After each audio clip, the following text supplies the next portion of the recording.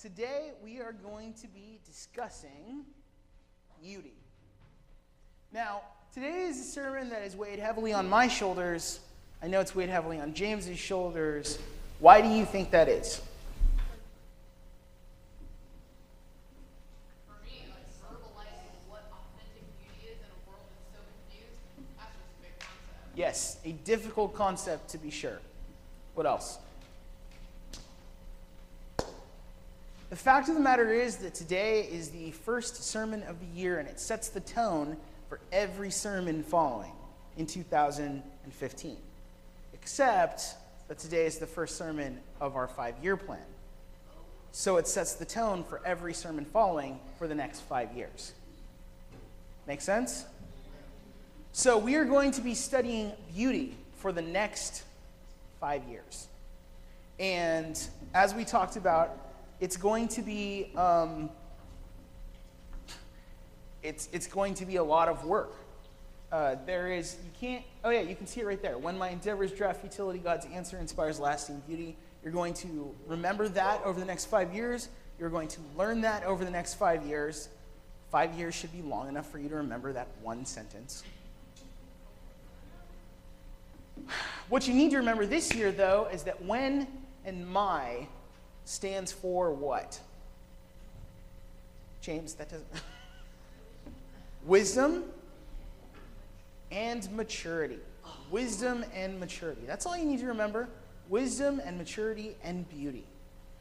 So the question is going to be then, how are we supposed to be wise and mature in talking about beauty? And the question that I asked myself in writing this and figuring out how to get us through these next 5 years is to get us to the point where we can disseminate what is beautiful and what is not. So clearly there is a concept of beauty which is authentic, and then there's a concept of beauty which is not authentic according to what we're talking about.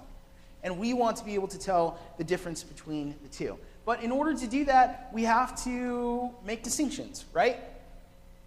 So, the first question I'm going to ask is, what is beauty? No spoilers this time. What is beauty? Question? Answer? Anyone? What is beauty? Not the bastardized version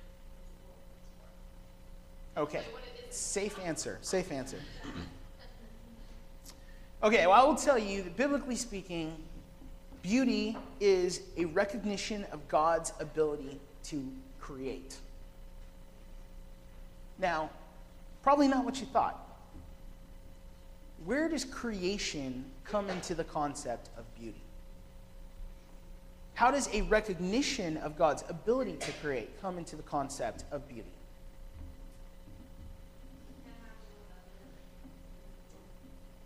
Yeah, there's truth to it, and we're going to be discussing that at length today.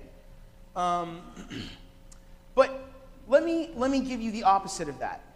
So it's a recognition of God's ability to create. That's what beauty is, philosophically.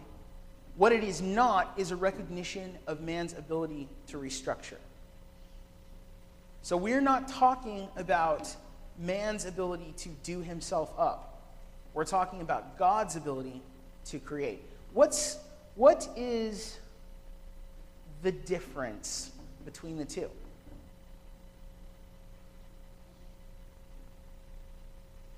One's focused on God, one's focused on man.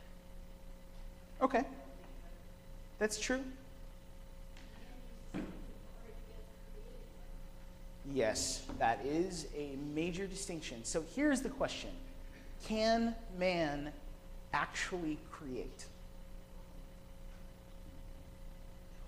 There's nothing new under the sun. So then, here's a question. If man can't create, and creation is where beauty finds its power, then is anything that man does beautiful? Uh-huh. Hard questions for you philosophers out there. The truth of the matter is that beauty is both a recognition of God's ability to create versus a recognition of man's ability to restructure. It is also a qualifiable standard within God's creation, okay? It's something that has a quality. When we look at God's creation, we see beauty. It's a standard. It's something that we can look to and say, that's beautiful, that's not beautiful. But that is as opposed to a destruction or derision of standards. What do I mean by that? Essentially, what it means is that when God creates, something is beautiful. When man restructures, what he does is he takes creation and mars it from the standard. Changes it, alters it. Remember that philosophical question, though, can man create? It is also a reality which in recognition carries with it attraction to the standard. What does that mean? This is why I say, even if you read my notes, you would need me to explain them. It is a reality which in recognition carries with it attraction to that standard. Yes. Yes. Versus an attraction to peripheral things. What that means is that once you see that standard, you're attracted to it. So I ask the question again. Can man create? What do you think?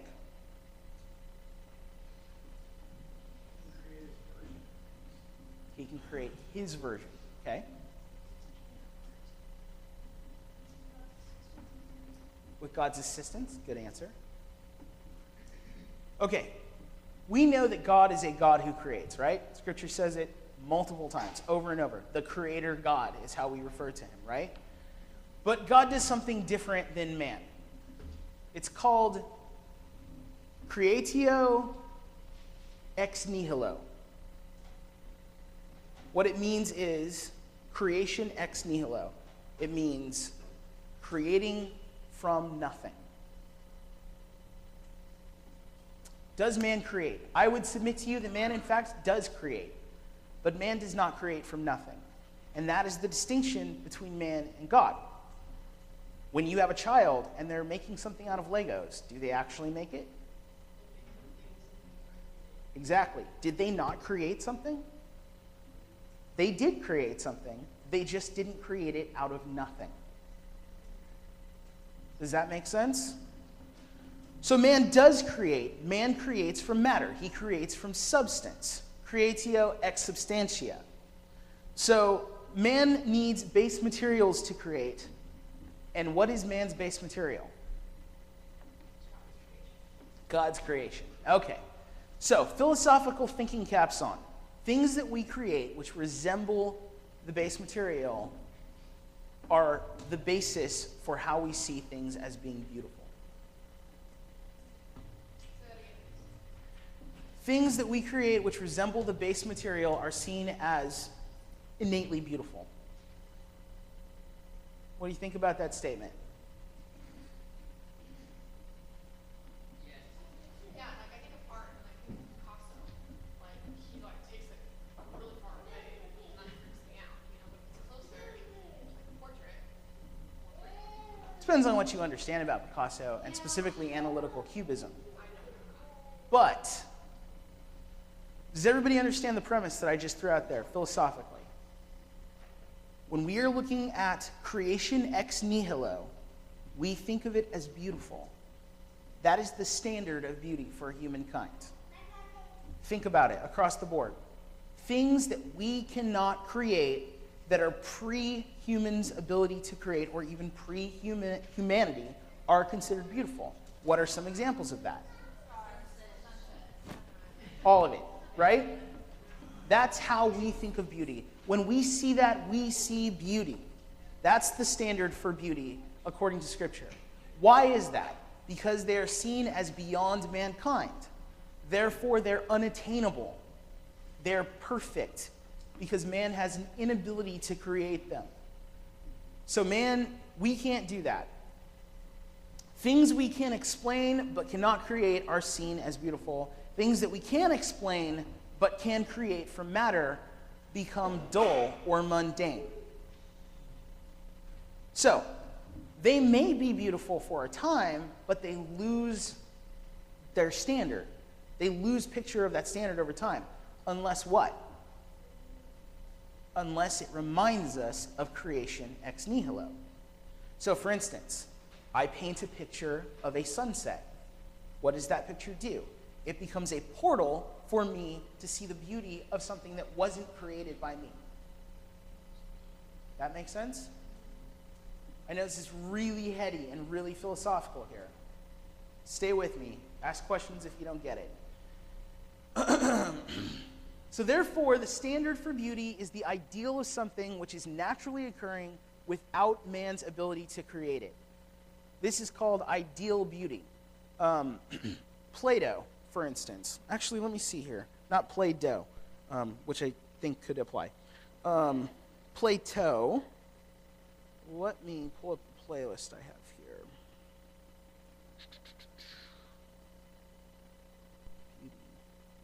Yes. Now I'm going to show a video to you. I'm going to attempt to show a video to you.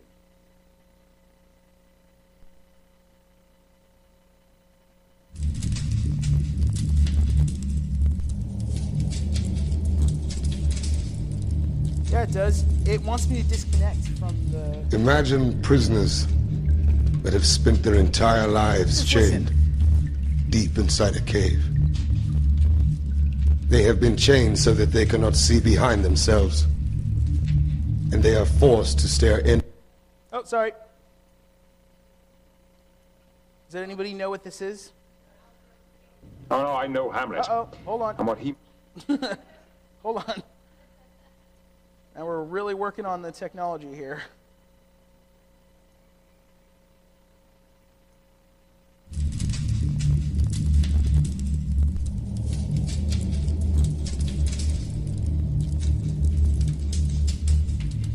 Imagine prisoners that have spent their entire lives chained deep inside a cave.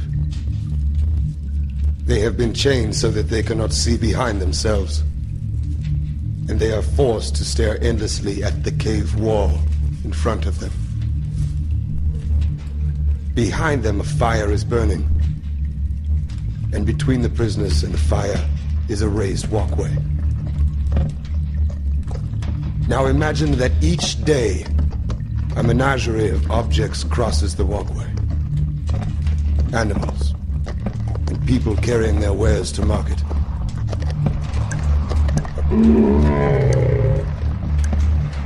Their shapes create an intricate shadow play on the wall in front of the prisoners. This is the only world that the prisoners have ever known. The shadows and the echoes of unseen objects. Now, imagine that a prisoner is released.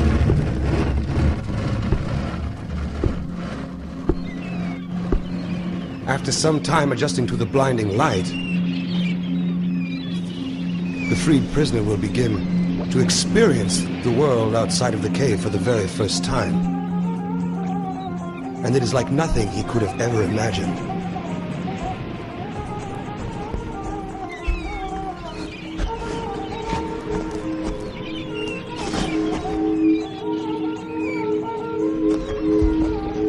With his new perception of the world, the man will of course want to return to his friends to share his incredible discoveries.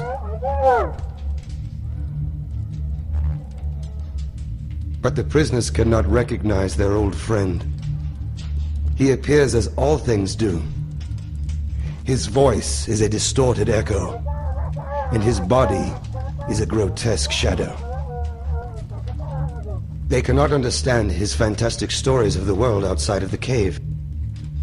To them, it will never exist. This, of course, does not make the world outside of the cave any less real.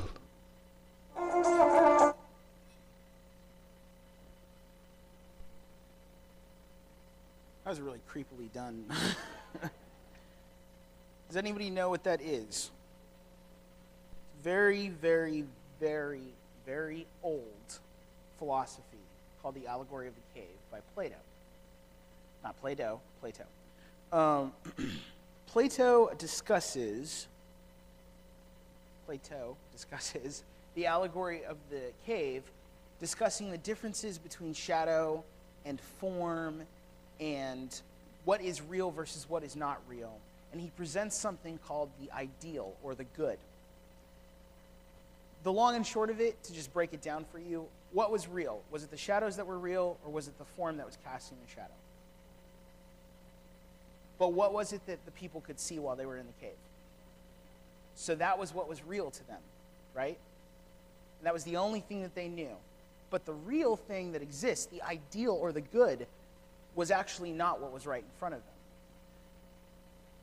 The point that I'm making is this concept of what is beautiful, which is another term that Plato uses for it, the good, the beautiful, the ideal, this concept of what is beautiful is not a new concept. It's actually a really old thing that's been argued. And we can discuss more about it, but I have to move on. But just keep that in mind, that there's a lot to this concept. Okay, so the standard for beauty is the ideal of something which is naturally occurring without man's ability to create it. In this example, the standard for beauty would be not the shadows cast, but the actual thing which casts the shadow. Does that make sense? Okay. Therefore, the standard of beauty is the ideal of something which is naturally occurring without man's ability to create it. This is called ideal beauty. What man cannot attain, he strives for. Is that true? We have this fixation with what we can't attain, right? In this sense, it feels productive to him to make motions toward it. Therefore, it's good. Does everybody understand that?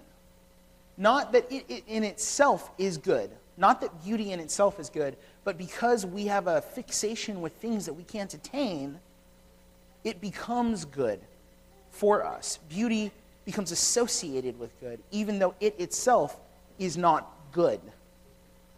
It is not the it's not the form which casts the shadow, but it is the light that allows us to see the form.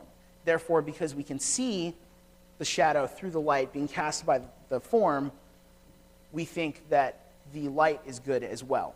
And that's where we see beauty. I don't know if that makes sense to you guys. We'll keep going. So what man cannot attain, he strives toward. In this sense, it feels productive to him to make motions toward it, which is good. Beauty itself is not good. It's not moral. But it has a close relationship with good. This is something that has been argued over the centuries by even Plato as to whether beauty itself is good. And that's how Plato described beauty, as being something that is close to good. It has an association with good. Now, how do we see that like in everyday life? I know, we're being really philosophical, so let's ground it. How do we see it in everyday life? Let me ask you a question. Be honest here.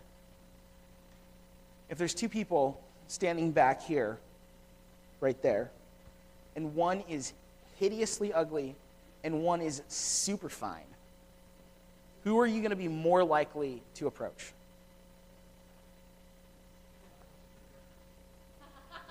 Okay. You understand my point, though. It's an easy point to understand. We are fascinated with things that are beautiful because to us, they somehow connotate goodness, even though they themselves are not necessarily good in and of themselves. So it has a close relationship with what is good. What is beautiful can appear to be what is good.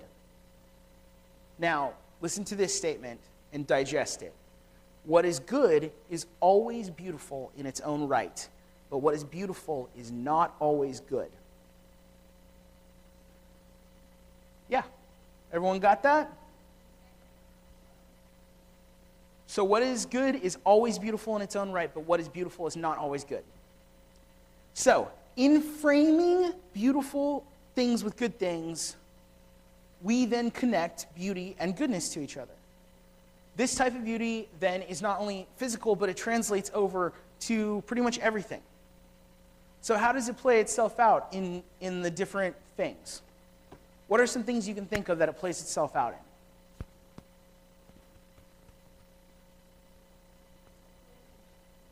Okay.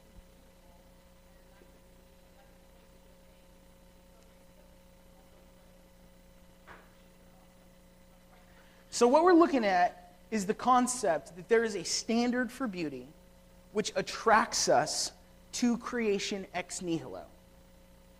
And that plays itself out across the board in every single aspect of life. I will give you some basic examples I'll throw up on the screen. In art, beauty is seen as composition. So in other words, the standard, beauty, is seen as composition in art. In poetry, beauty is seen as intent of words versus just plain interpretation. What does that mean? Intent of words versus interpretation. I was reading an article about poetry, and one of the things that was being talked about was that poetry is such a beautiful thing because you really take from it whatever you take from it. So it doesn't really matter what it says because it's so interpretable. That is not beauty. That's not. That is something we'll talk about later. Yeah, that's something that we'll talk about later. That's what I call anti-art. But in any case, poetry's beauty is found in the intent of words, choosing each and every word to create rhyme and rhythm. In drama, beauty is seen in convincingness versus fancifulness. It's seen in your ability to portray real life. And what is real life if not created ex nihilo? Does that make sense? We can act within drama that's created, but God put us here and pressed play. You know what I'm saying? Man tries to make that, but really all he's doing is scripting something that he's already seen. So the closer you can get to making it seem real, the more you get an Academy Award. Make sense? In dance, beauty is seen in form versus abandon. In people, beauty is seen like in the physical appearance. Beauty is seen in symmetry versus asymmetry. So we look at, it was Darwin's brother, strange, but it was Darwin's brother, Charles Darwin, father of evolution. His brother did a study where he took composite photographs, he took photographs and overlaid them onto each other, and it was found that people's photos, when overlaid, created a general composition that was pleasing to the eye. Because there was a general, what's that called in math? What's it called? When you do, you take a ratio. There was a basic symmetry ratio that was formed just by taking a bunch of people and putting them together. And that was more pleasing to the eye than just the individual as they are, because individuals aren't perfect. When we begin to blend those things to create a perfect symmetry, that's what's pleasing to the eye. And we know that. Like, people like a specific form, like in general. Yes, this. In beauty, or not in beauty, in math even. In math, beauty is seen in ratios and proportions. There's something called phi, or phi, depending on how you want to pronounce it. But it's called the golden ratio. And people believed all the way back to, starts with an E, I really should put it in my notes. But anyway, people believe that everything in the universe has something called the golden ratio to it. Basically, it's like you can always fit a square next to a rectangle, which is the division of two squares. And then you can continue to do this. An example of that, I don't know if you can't see it there. Let me see if I can pull this. Everybody seen this design here? This is a nautilus, okay? It's a shell. This shell is an example of the golden ratio because you can't really see the lines, but if you look it up, sorry, I tried. Oh, maybe if I turn it on its side. Aha! Oh, sorry. Anyway, you look it up, you'll see that the shape continues to produce itself over and over and over and over again. Well, you can find the same thing. This is not the Vitruvian Man, but this is the golden ratio in one of Da Vinci's drawings. Can't remember what this one's called either. But even in humankind, mathematically speaking, you find that there's some sort of, I don't know, intent. And when we see these things, we tend to think, oh, that's beautiful. When those things are out of proportion, we think that's ugly. So, and I want to point out that these things are universal beyond style. What do I mean by that?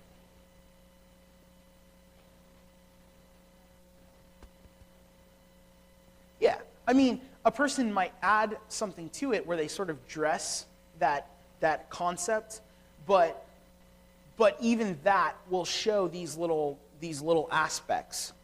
Everything has its structures, which then point to ex nihilic creation, and thus present a standard that when seen creates a connection to the divine. So what do I mean by that?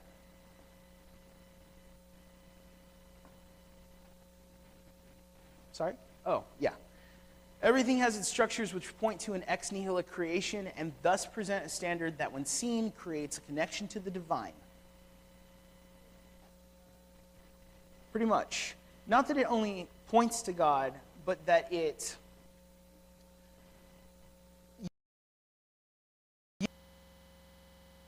yeah, we'll go with points to God. That it points to God. And then let me add to that standard can only be emulated by creation. So a creative process can take place, but it can't be ex nihilic. But every creative process that does take place is trying to be ex nihilic. So now I want to explore compositions in art. Composition, do you guys know what it means in art? It means basically the placement of things. The long and short, placement or arrangement of visual elements or ingredients in a work of art as distinct from the subject of a work. So when you take an art class in college, because you probably won't get it in high school you're going to get like 3 of these things. But in college, when you take an art class, what they're going to teach you is that every piece of art has distinct markers. They are line, shape, color, texture, tone, form, space, and depth. Every single piece of art has these things in it. What I'm saying is that whether you're talking about Picasso and analytical cubism, whether you're talking about Monet and pointillism, whether you're talking about Dali and Dada, whether you're talking about Dr. Seuss, you are going to find these things represented. Whether they're in the negative or the positive, they're going to be taken into account. Why do you think that is?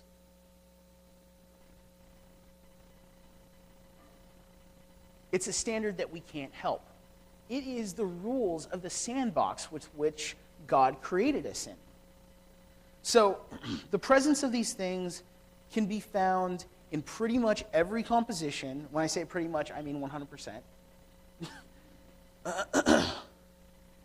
They are represented but cannot be created, and they can only be altered. They're created for us by something that is pre-existent, God,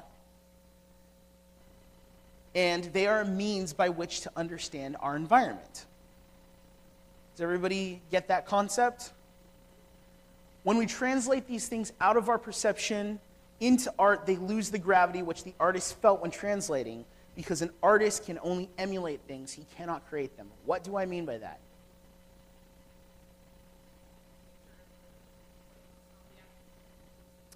What it means is, when I make a piece of art, I lose something. something gets lost in the translation. Because I have in my mind the ability to represent something three-dimensionally. I have in my mind a relationship with it. When I lock it into a two-dimensional form, the fullness of it diminishes. Everybody understand that concept? So the fullness of it diminishes because an artist can't create things ex nihilo. The only thing he can do is take substance and destroy it, essentially. So artists use, in order to do that, artists use something called the principles of organization. In art, they include all of the things that we talked about, right? Earlier. Or, I'm sorry, not all the things we talked about earlier. All the things we talked about earlier are the rules of the sandbox. Artists use something called the principles of organization in order to move around that sandbox freely. So, I can take line, but what do I do with that line? I have to put it somewhere, right? So, how do I do that? What makes me decide where to put something? So you have people like Jackson Pollock, who is known for what type of art? Anyone? Sure. If that makes it, yeah. It's not Impressionism. Jackson Pollock, he is known for standing on a rafter above his pieces and throwing paint onto it. Okay? So you have people like Jackson Pollock who are like that. You have Picasso, who is famous for analytical cubism, where the faces are all distorted and stuff. How many of you know why Picasso did that? Anyone? So, you ever seen a Picasso work? Okay. You know the faces are like sideways and stuff like that? Picasso was trying, first of all, let me state, Picasso was a genius artist, and he was capable of drawing, sketching, and painting photorealistically. So, but he's not known for that because that's not a skill that is uncommon amongst great artists. He's known for what's called analytical cubism. What he was trying to do was represent in three-dimensional, he was trying to represent in two-dimensional space three-dimensional things. So that's why he has taken the image and flattened it.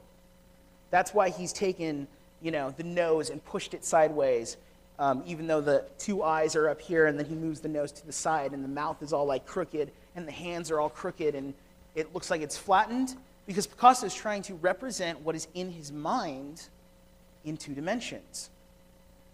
Because human beings aren't two-dimensional. Does that make sense? He has lost something in the translation. But in losing something in the translation, even in his work, he still utilized these things. So these are called principles of organization.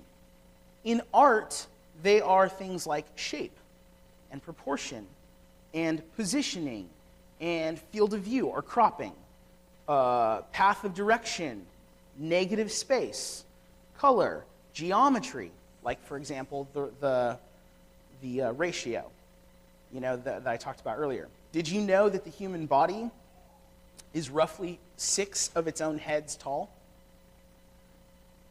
Da Vinci did, and that's why his art looks awesome. He used math. Lines, rhythm, illumination, repetition, perspective, breaking rules, so on and so forth. The closer that an artist gets to emulating what they perceived as given to them ex nihilo, so the beauty of a person, or the nature of something, or math, the further away that he moves from himself and gets closer to what's being perceived ex nihilo, the more that ex nihilistic things become obvious and exemplified. What does that mean? That means the closer I get to painting a picture that is realistic, the more we can see that the beauty of things. It's common sense. This leads to a lessening of the awareness of the disparity of things which are ex nihilo and creates a seeming sense of euphoria. What does that mean? I can tell I'm losing you. What does it mean? The more that an artist gets closer by using the tools of organization to create something which appears ex nihilo, the less we see ourselves as detached from ex nihilo creation. And that creates a sense of euphoria. What does that mean? Give me an example of it.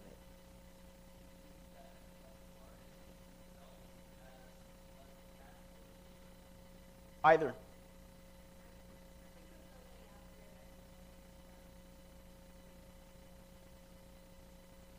Yeah, there's that can apply. What are you going to say, Beth?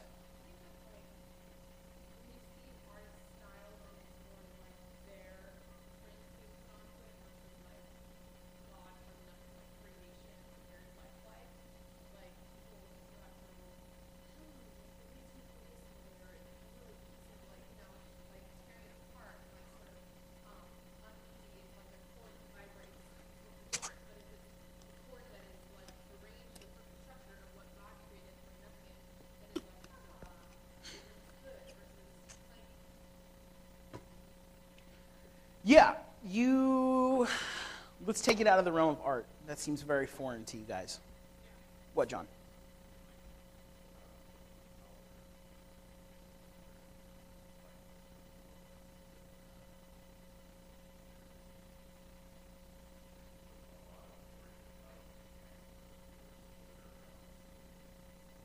Yeah, you're right. That's probably the closest creative act to ex nihilo creation. And it does. It creates a euphoria. You're right. How about something less awesome?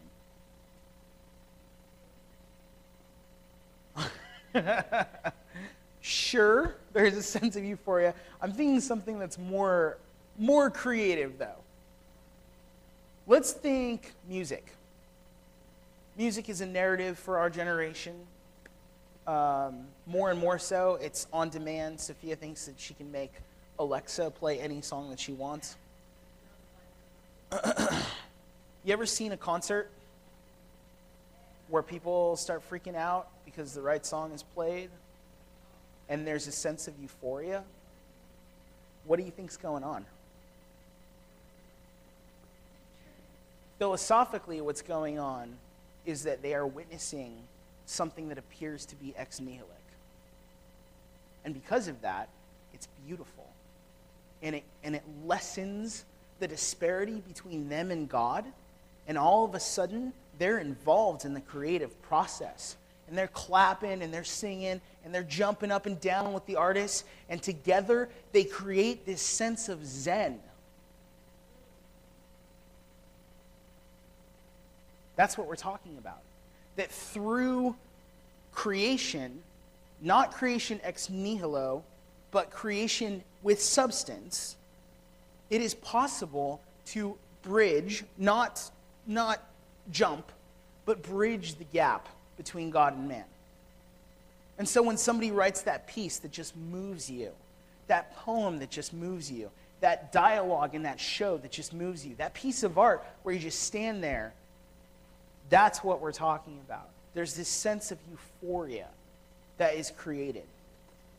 I'm not saying that's bad. I'm just making a point that the tools of organization are used to achieve that. People don't do that randomly. They do it purposefully. Make sense? So this leads to a lessening of the awareness of the disparity of things which are ex nihilic and creates a seeming sense of euphoria, Zen, nirvana, oneness, or even godlikeness. And that is both for the artist as well as the, RT? I don't know what you call it. What were you going to say, Britt? Yeah. Right. 1930s all the way to the 50s, Hollywood was known to take a term that was once a magic term and translate it into something social. What is that term? Glimmer. What does that sound like in reference to Hollywood? Glamour. Glimmer was considered a magic term. It was considered witchcraft. A witch puts a spell on you. She's glimmered you.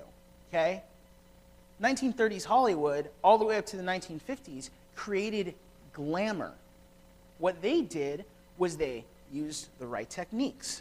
Airbrushing, Photoshop. No, they didn't do that. They didn't have Photoshop back then. But they used camera angles to present their heroes and heroines in the right way, to present villains a certain way. They perfected a technique in regard to a new technology, cameras essentially, like motion capture, in order to do what? Create a sense of euphoria by emoting, by capturing ex nihilo creation. This person is the most beautiful person I've ever seen. Marilyn Monroe is the most beautiful woman ever. Does she look the way that she looked in real life? No. No, of course not. But what did they do? They used these tools of organization in order to create beauty. Now, when I say create, again, not ex nihilo creation. Does that make sense? Okay. This type of euphoria can be witnessed in the reactions of people as they succumb to music, gaze at art, listen to poetry, etc. This sensation is what is commonly described as beautiful. Whereas the presence of an ex nihilo sandbox for man to roam shows the awesomeness of an unattainable God, it also highlights the disparity between God and man. So the ability for man to create, not ex nihilo, things which highlight that disparity, ironically serves to close the gap between God and man and become a form of relationship which makes man a part of God's creative process of something that is beautiful. So in other words, when man creates, not ex nihilo, using the standard and the tools of God across whatever form it is, man becomes part of the creative process. And when he does that, then God is seen more. And when man jumps on board that train, then God is seen more again. And it becomes this cycle of creation, where man is not simply creating on his own, but he's creating with God. I think Devin alluded to that earlier. I asked that question, and you said, if like God allows it, or being on the same page with God. Okay, so thus man makes something from something in space and time, and God makes something from nothing. This active participation in God's will while submitting to his structure is the definition of God's beauty. What is it that's beautiful in Scripture and Christianity? What's beautiful? Active submission, relationship, productivity, value. That's what's beautiful. But that only happens when man creates. Not ex nihilo, but with God from substance. The delicate nature of the balance between the different types of creation is huge. Okay? Creation, which is ex nihilo, sets the standard for what's beautiful by the sheer presence of it when compared to the creative acts of men. In other words, I can create this bottle, but it's never going to be as impressive as, something similar found in nature. It's just not. Yeah, exactly. That's always going to be more impressive. That's always going to be more beautiful. Does that make sense? It's the ideal beauty. The balance of creation achieved when ex nihilo and creation from substance are in symbiotic relationship is always seen as good across the board. In other words, when I create to make something appear ex nihilic, it's always good. However, when that balance is disrupted by an overemphasis on ex nihilo creation or an emphasis on creation from substance, the balance changes from beautiful and good to something else. Okay, so that's a difficult one. So picture, okay, so I'm going to explain this. Creation ex nihilo when it lacks its own image. Okay?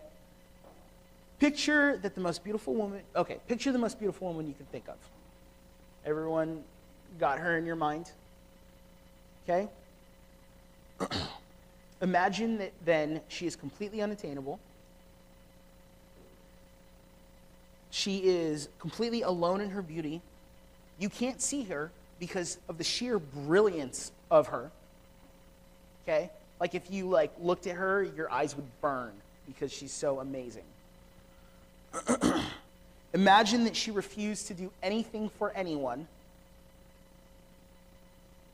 that she didn't want to be seen with anyone, that she didn't want to do anything for anyone, and even if she could be seen.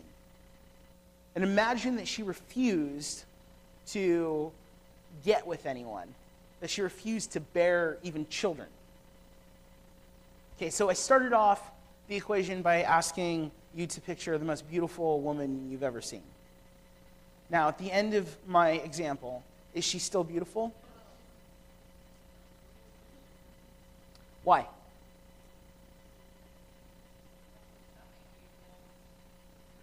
Because there's no relationship, there's no productivity, there's no value, there's no legacy. She's 100% alone. That's why she's not beautiful. Because beauty is about those things. Now, if creation ex nihilo on its own is true, but is not beautiful, then is it still beautiful? And I would say no. So an example of that is, if God existed, but he refused to create, would he still be beautiful? Would we see him as good? No, we wouldn't, because there wouldn't be any relationship to begin with. Creation from substance, when it lacks substance, ex nihilo. Picture a baby that you know. Okay? Think of a baby or a toddler that you know. Gio's not a baby. Now picture that baby has been dropped off at a playground, and that playground has absolutely nothing in it. There is no grass, there's no dirt, there's no sky. There's not even a playground. In point of fact, the baby is completely alone in a void. Now, remove the personality of the baby. Let's say that it has no reaction, no expression, it doesn't move, it doesn't cry, it doesn't sleep, it doesn't eat. It lays catatonic in nothingness. Is it still beautiful? Is it still beautiful? No, of course it's not beautiful. Why? Because alone it has no relationship, no productivity, no value, no growth. It's 100% alone. When creation from substance lacks ex nihilo, in other words, when creation, the baby, doesn't have an interaction with something that's ex nihilo, it's not beautiful, even though it's a baby. So what we need is this. Picture a mother and a child together in a playground.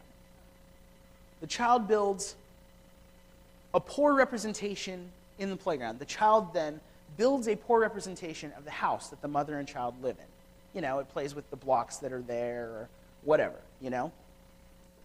The child exhibits the personality of the mother. The child does its best to talk and act like the mother, even though it stumbles through those things.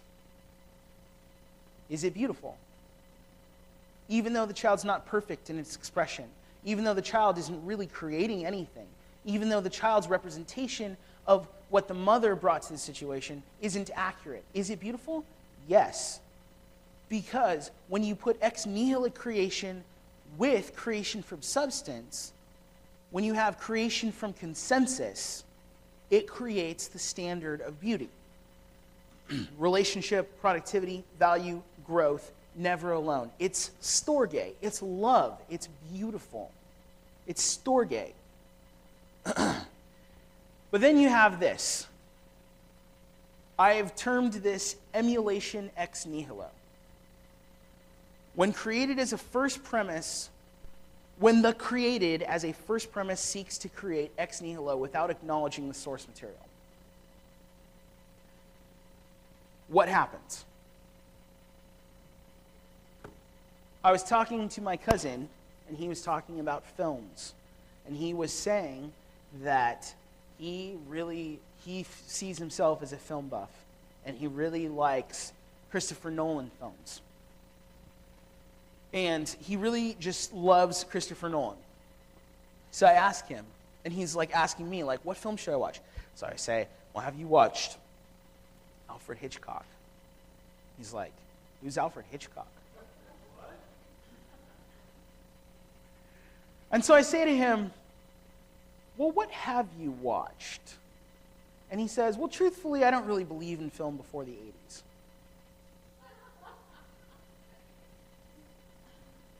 So I'm like, how about even like, late 70s into, like, what about like Scorsese? Still relevant today, but, from back then. I don't know who Scorsese is. What are you talking about?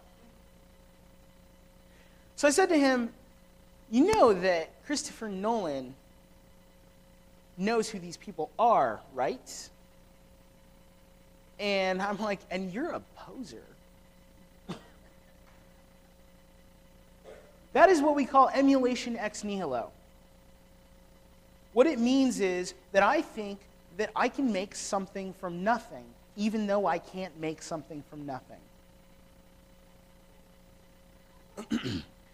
People who do that either cannot create, they either cannot create, where they're impotent, essentially, in their life. They do create, but it obscures the actual ex nihilo creation, or they alter and degrade the ex nihilo creation. And they absolutely always move away from all things that define what is beautiful. In other words, if he continued to move down that path of not celebrating what it is that Christopher Nolan celebrates, then if he became a director, what do you think would happen? He'd make bad stuff because he's not willing to celebrate where something comes from. This is common sense, but it's not really common sense anymore. And there's reasons for that, which we're not going to get into. But this always leads to the redefinition of terms. It always leads to the redefinition of ideas. It always leads to the redefinition of practices, and it always leads to the redefinition of morality. It looks something like this. First question, quid est veritas? What is truth? Now we're asking that question, what does the term truth really mean? Then it slowly alters to, is truth really truth? Let's talk about the idea of truth. Let's get into the philosophy of truth. Then it slowly alters into, does that knowledge of truth, does that really play a practical role in my life? Do I really need to know the truth to know the truth? All of a sudden, the practices become in question. And then it alters morality. All of a sudden, it becomes, there's really no such thing as the truth. It's a quick slide from what is the truth? Is truth really truth? Does truth really play a role in my life? To there is no such thing as the truth. And when there's no truth, there's no standards. And when there's no standards, there's no such thing as beauty. Because beauty is seen by the standards. Whether it be art, where you see line, where you see shape, where you basically see composition. Whether it be dance, where you see form. You ever watch So You Think You Can Dance? It's funny because people get in there and they dance with passion. And the judges, they give them, they give them props for their passion, but when it comes down to it, what do they want to see? Form. They want to see lines because that is what is beautiful. In terms of ex nihilic creation, without those standards, beauty becomes ugly. It may be called beautiful. Why would it be called beautiful? Because terms are now messed up, right? But it is ugly by ex nihilic standards. It doesn't further itself. In terms of creation from substance, it's still ugly. Why? Because it doesn't point to creation ex nihilo. So when somebody creates something that doesn't point to ex nihilo creation, it's ugly. I call this anti-art. When you go into a film and you watch a movie that just drains you, it tells you nothing about the human existence, it shows you no beauty, no inkling of hope, no inkling of God. And you guys know I watch tons of content, and I am not shy about saying that something that is controversial is awesome, and that I can find the image of God within it. But there are a few things that are just ugly, that they do not express, they just take. How does emulation ex nihilo express the difference between man and God? Beauty as ex nihilo makes the divide between God and man apparent. The truth is easy to see when beauty is applied to an object or person. So, it's the difference in echelon between talent and skill, for instance. When somebody has talent, you're like, oh, you're amazing. When somebody has skill, well, that's the work of man. And that's cool, that's amazing, but it's not amazing as somebody who has talent, who just does it naturally, who's ex nihilically provided with that skill. Emulation ex nihilo begins with the misunderstanding that there is no ex nihilo creation. Oftentimes, the presence of evident and powerful substance in our proverbial sandbox requires an explanation other than ex nihilo, and this can lead to the one-off answer of what? Am I losing you? Oftentimes, the presence of evident and powerful substance, in other words, ex nihilo creation, in our sandbox requires an explanation. I can't get over the beauty of the trees. But because it starts with the first premise that there's no such thing as ex nihilo creation, this can lead to the one-off answer that the sandbox did what? Created itself. Plus time, plus chance. And now I will let you watch something else.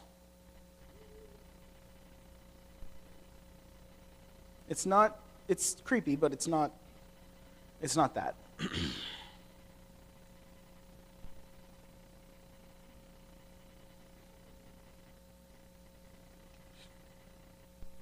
What makes something right or wrong? Hold on. Some people believe that what is right and wrong never varies from situation to situation, and that it can be expressed in constant and unchanging commandments. They often look to religious texts. What makes something right or wrong? Some people believe that what is right and wrong never varies from situation to situation, and that it can be expressed in constant and unchanging commandments. They often look to religious texts or authorities to discover what they think a God wants them to do. A humanist view of morality is different.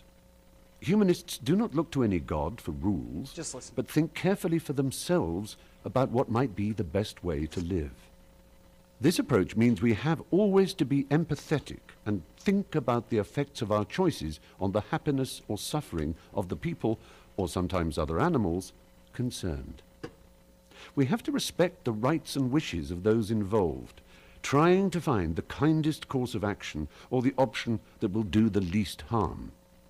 We have to consider carefully the particular situation we find ourselves in, and not just take any rule or commandment for granted.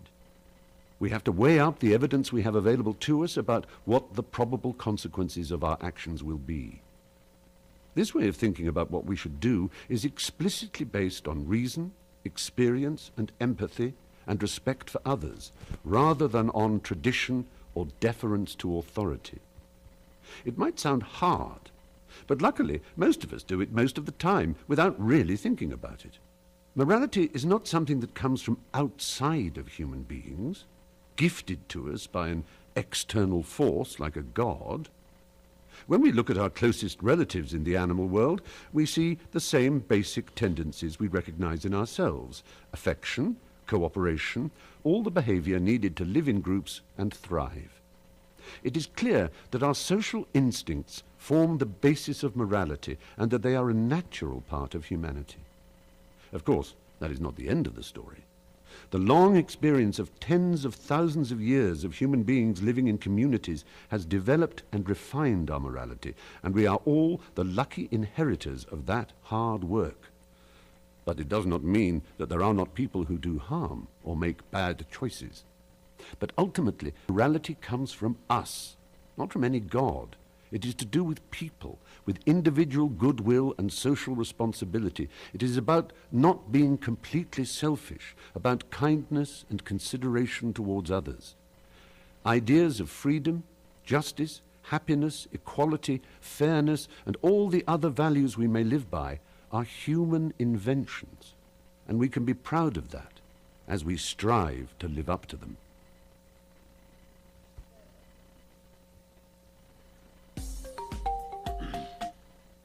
That was Stephen Fry. You guys know who that is? He's an actor. Trying to think what he's been in. He's really tall, British. What do you guys think of that?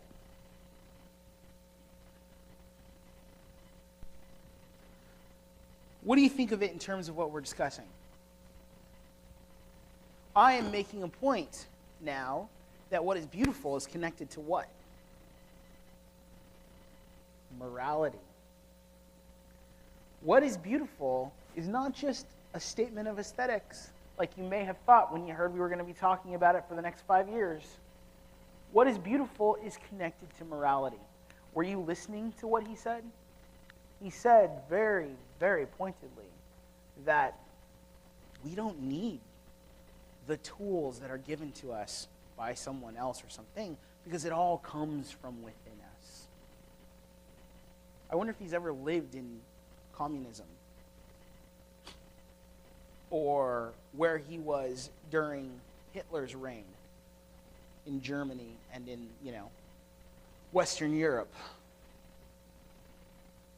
It's a pretty ridiculous concept.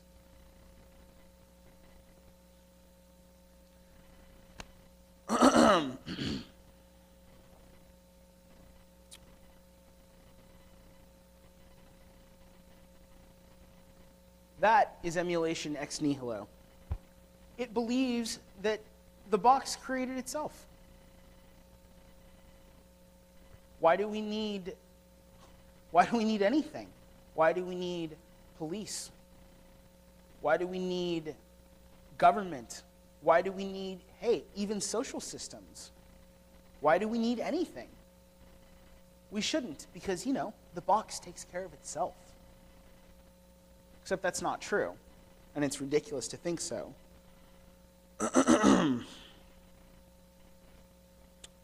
Emulation ex nihilo begins with the misunderstanding that there is no ex nihilo creation. What did he immediately say? There's no God. God didn't give us anything. Oftentimes, the presence of evident and powerful substance in our proverbial sandbox requires an explanation other than ex nihilo. In other words, there are things like love that exist, so where did that come from? This can lead to the one-off answer that the sandbox created itself plus time plus chance. Sounds an awful lot like social contract theory. Sounds an awful lot like social evolution. Sounds an awful lot like evolution. This allows for the advent of beauty to be recognized, but only so far as the beauty points to what can be discovered. to continue to find beauty but not be able to explain it leads to the rational move of being what? Unrational. You can't explain what you see, so what do you got to do? Make something up. You got to be unrational, effectively removing beauty and truth and objectivity from what? Reason. Anybody know what the Enlightenment is?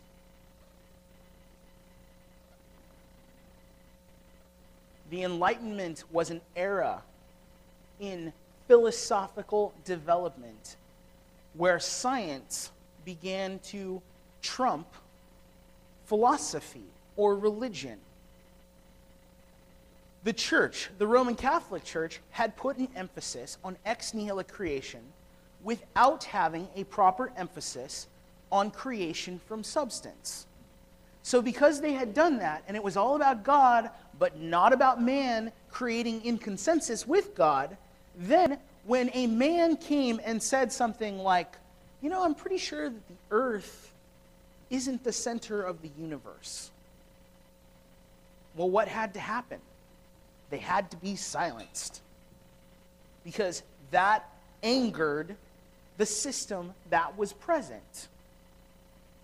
But how does that work when science is popping up everywhere and showing that all these things are true? What does the church do in order to preserve itself? If we can't admit the truth, then what do? We either admit a lie or we turn the other cheek.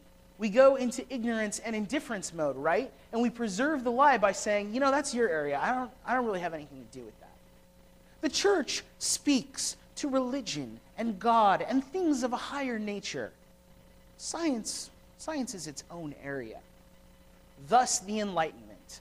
And once the Enlightenment happened, religion, specifically Roman Catholicism, as the main reigning religion, lost its foothold on what? Reason. All of a sudden, reason isn't reason anymore within the church. Reason is science. We don't deal with reason. We deal with what? Faith. Right? Because it's all about faith. Faith has nothing to do with reason. Faith has everything to do with a leap. An unreasonable leap of faith. Because that's how you maintain God. And where did that start? It started from the church itself having an untenable connection to ex nihilo creation, and having an untenable connection to creation through consensus, and having an untenable connection to creation through substance. And all of a sudden, what was beautiful became what? What was unreasonable.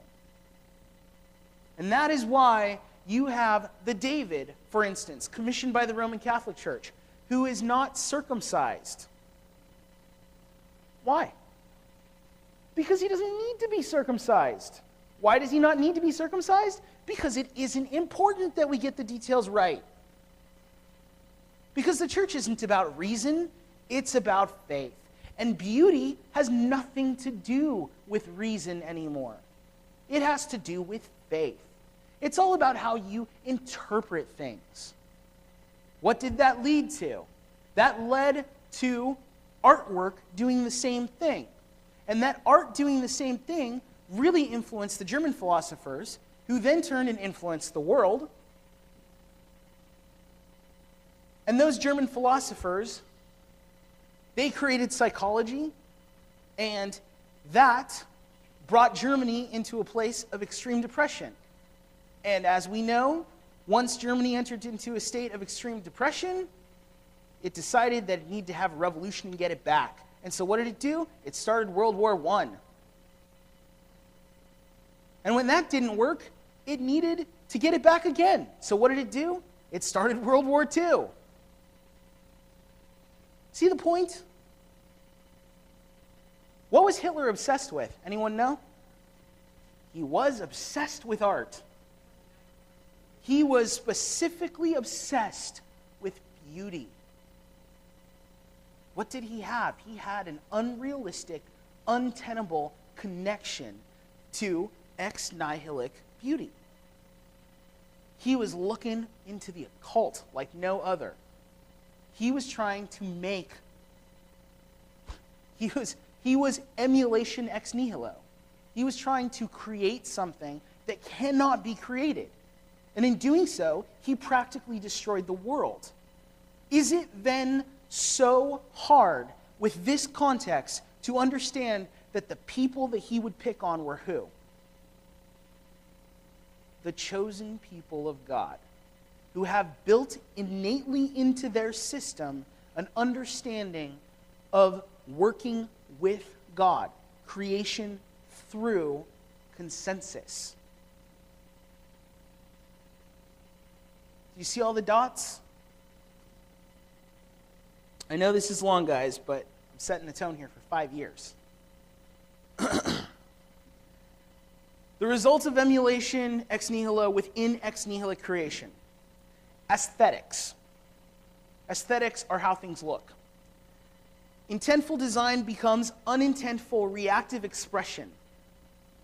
So instead of it being, I designed this, look at how these things were put together. I used the mathematical equation, so on and so forth. I was progressive in that. I've made, like Da Vinci, airplanes and bicycles and all sorts of stuff that people wouldn't be able to figure out for so many years because he was intentful about his designs. It becomes Jackson Pollock standing on top of a ledge, throwing paint onto a canvas, letting the expression fall where it falls.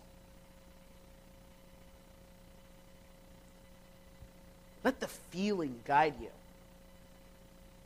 Relationship. Intentful and God-inspired love becomes infatuation and narrow, self-inspired machinations with immature ramblings of tolerance mixed with CW dialogue. That and Locke and Hobbes and Rousseau inspired social contract theory. The most despicable, unbeautiful, ugly thing that I saw in, 2013, I want to say, maybe 2014, was when Chris Martin and Gwyneth Paltrow separated. Anybody know what happened there? They had a consensus to separate because, their time was done. And that's beautiful. That's really what marriage is all about, right? It's recognizing and working with the other partner, even if that is to separate ways. What? That's beautiful? That's ugly. That's just social contract theory put in the guise of marriage. I use you to the point that you can be used, and when I'm done with you, I'm done. But as long as we walk away with a smile on our face, that's cool. Psychology, being made in God's image as a whole person in body, mind, and spirit, and excelling to meet that standard becomes a looming and unanswerable question of nature versus nurture, with an impotent emphasis on blaming the generations that came before it, the circumstances of one's station, and the finer points of sociological evolution. That's what emulation ex nihilo does. That's what seeing beauty through the lens of anything but God, and too much of God and too little of man, or too little of man and too much of God does. What is God's answer to emulation ex nihilo? It's a really simple one because he's awesome like that.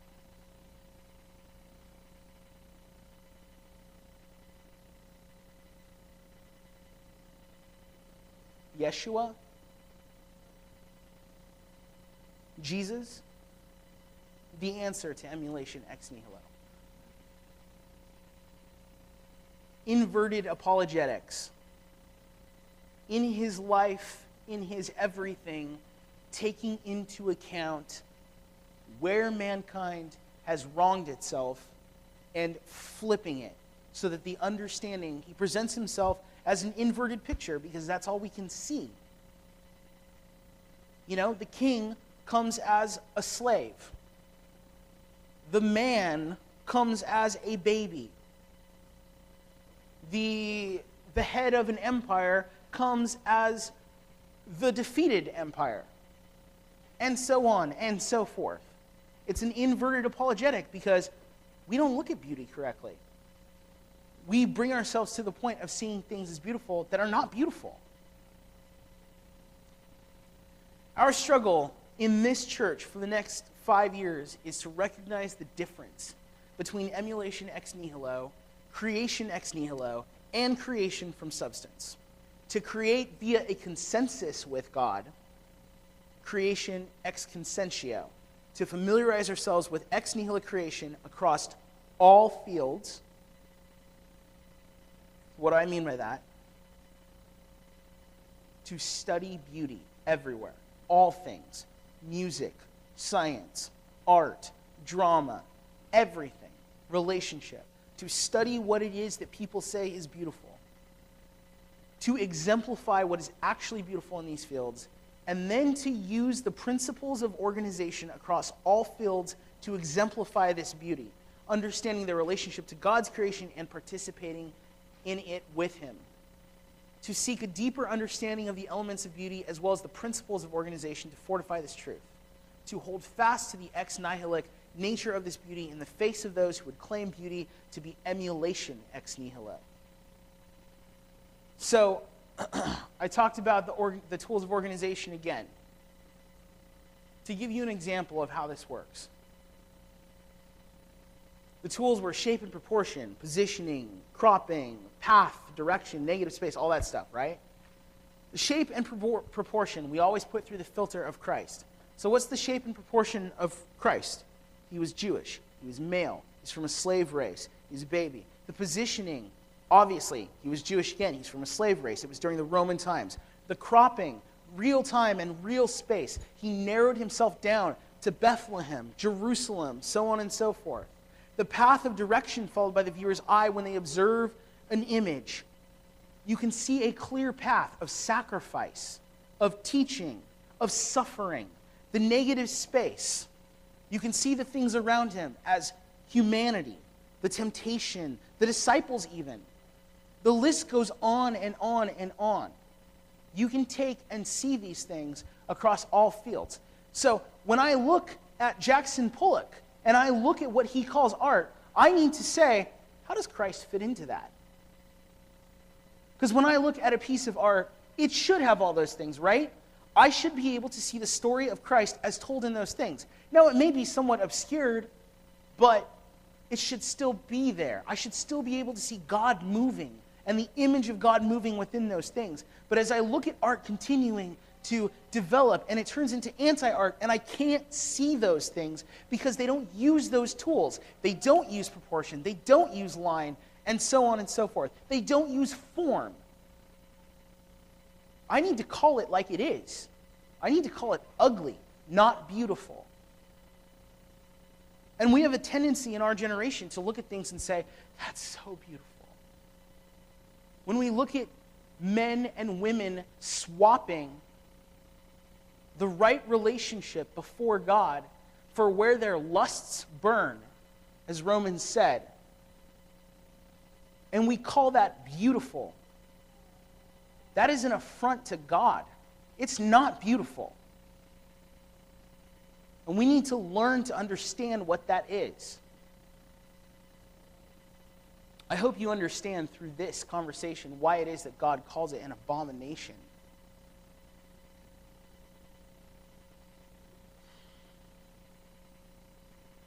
We recognize what is truly beautiful by looking for evidence of beauty, by looking at Christ, by looking at Scripture, by looking at creation ex nihilo, by looking at creation ex consentio, submitting to the orders and principles attributed to beauty, by guarding against imbalance in the creative process. No God without man, no man without God. I'm almost done, guys.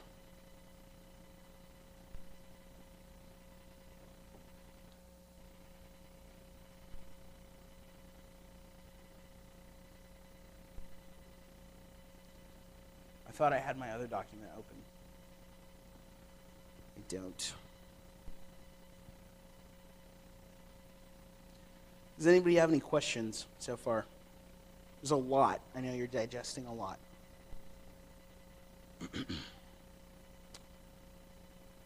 I want you to consider something. God's first relevant creation for our universe was what? Light. Very good. God's first creation for our universe was light. We in Scripture are called not merely users of light, but there's an aspect of light that's part of us. I talked about that before, bioluminescence and all that sort of stuff, right? I would like to point out to you that light is how the shadows are cast, is it not? And what was it that I said was the in-between of the form and the shadow? I called that beautiful, right? That's where beauty is found, in the light. You with me? I would like to point out to you that Satan is an angel of light. That he was built, that he was created, that he was gifted with the control and manipulation of light. He can emulate the creative act using light. He can use this to mesmerize us. Mesmerization, of course, goes back to that word I used earlier, glimmer. He can use that to cast a spell on us, to trick us. There's a war fought in the realm of presentation as we speak right now, every week, going to all of our devices. Using what? Light.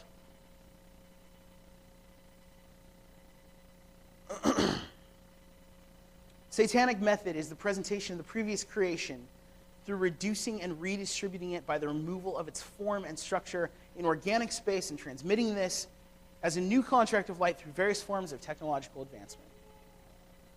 I'm making a point here. That there is not only a war with the definition of things and the terms of things as there used to have been in the past, but there is a war with an understanding of the actual reality of form.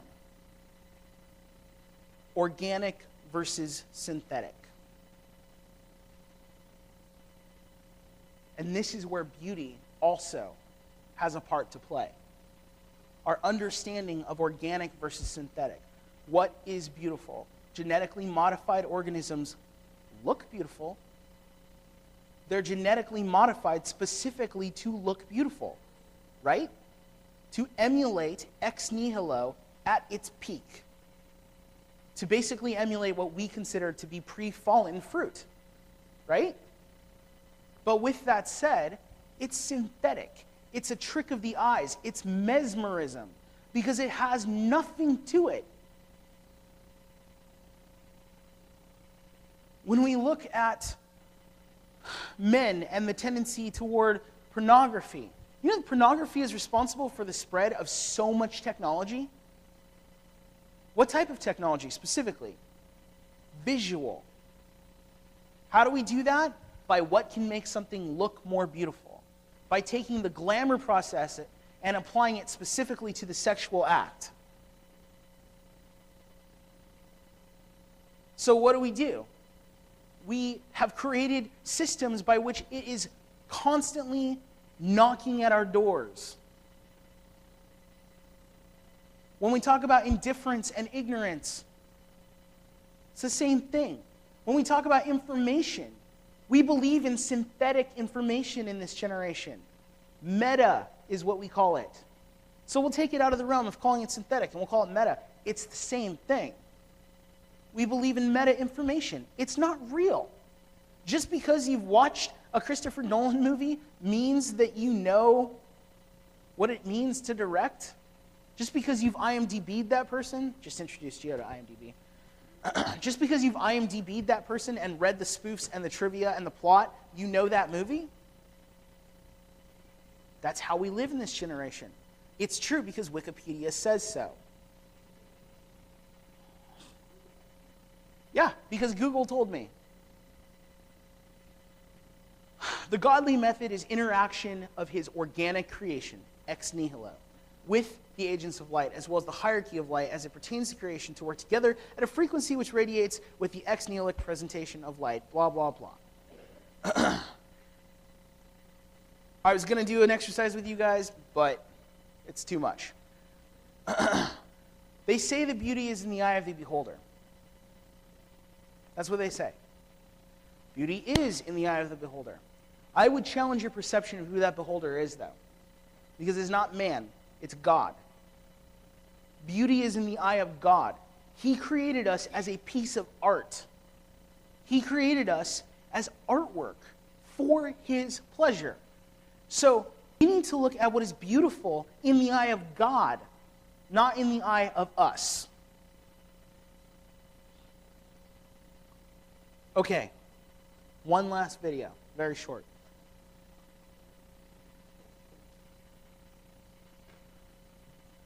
I would cancel this video for you guys, but honestly, this is a video I wanted to watch. I love them. So, get this up on the screen.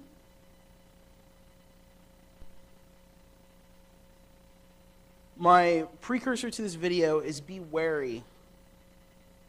If I can find it. Be wary of what is presenting itself to you.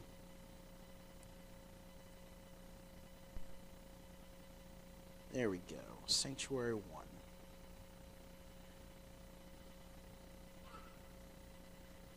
Done. Swipe up.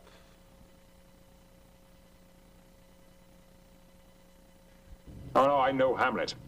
And what he might say with irony, I say with conviction. What a piece of work is man.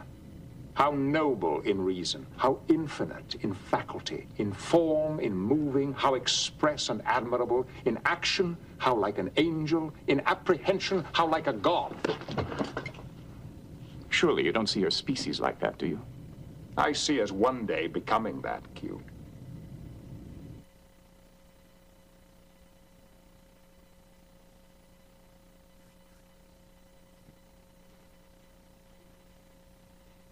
Star Trek, The Next Generation, circa 1986. Hamlet, which is what he was quoting, for the record. How like a god man is. I see us one day becoming that. That was 1986. Hamlet was like way before that, like what, 1200 or something? Something crazy like that, Enlightenment era, FYI. And now, we will go back to Scripture.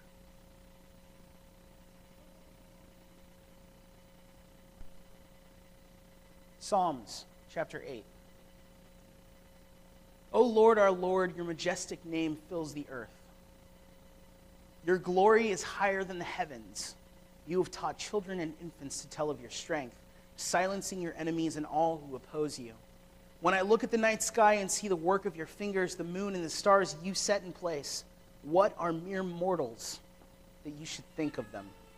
Human beings that you should care for them. Yet you made them only a little lower than God and crowned them with glory and honor. You gave them charge of everything you made, putting all things under their authority, the flocks and the herds and all the wild animals, the birds in the sky, the fish in the sea, everything that swims, the ocean currents. O Lord, our Lord, your majestic name fills the earth. How like a god man is.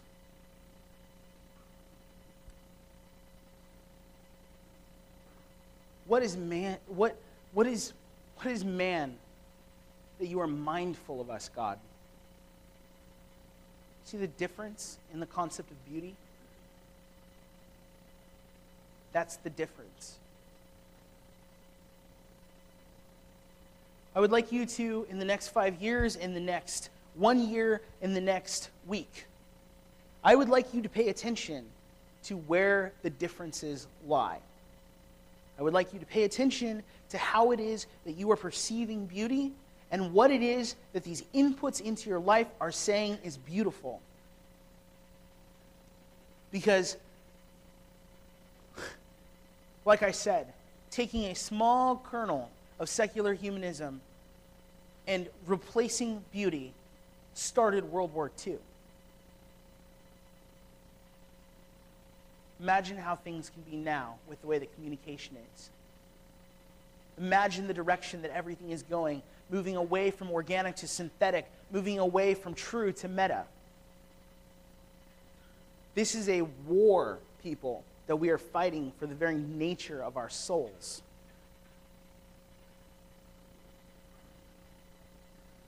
That's all I got for you.